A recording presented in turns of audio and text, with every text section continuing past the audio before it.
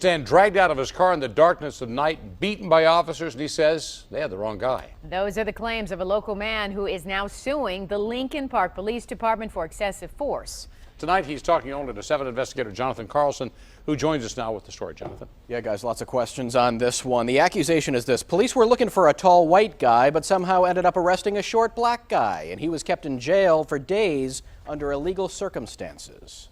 Emmanuel Palmer sits across a table from us, flanked by his lawyers. He's a broken man, he says, distrusting of authority and suffering from PTSD after what happened on the night of May 25, 2014. It was a nightmare. According to court records, Lincoln Park Police responded to a 911 call from a reported drug informant, claiming a dealer had just pulled a gun on him. Going off the tip and a vague suspect description, Mr. Palmer appears to have been in the wrong place at the wrong time.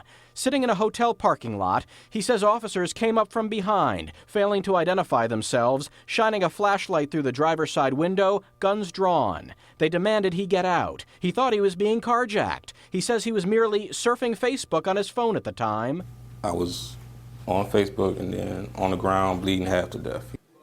That happened, he says, after he rolled his window down and claims officers tased him through the window, dragged him out and beat him. They demanded to know where the gun was. No gun was ever found. He was taken to jail, where he said he sat for nearly 4 days without medical attention. It was the worst 3 nights, ever. The 7 investigators have obtained a copy of Palmer's medical records that show once released from jail, he was treated for eye trauma and a closed head injury. CAT scans were ordered.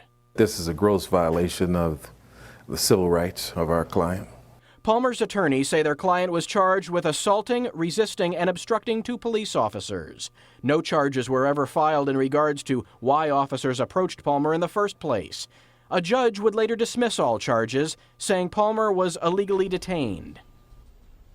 We reached out to the Lincoln Park Police Chief for their side of the story. They didn't respond. Meanwhile, in cross-checking this story, I learned that Mr. Palmer is also currently suing the Ecorse Police Department for excessive force under similar circumstances.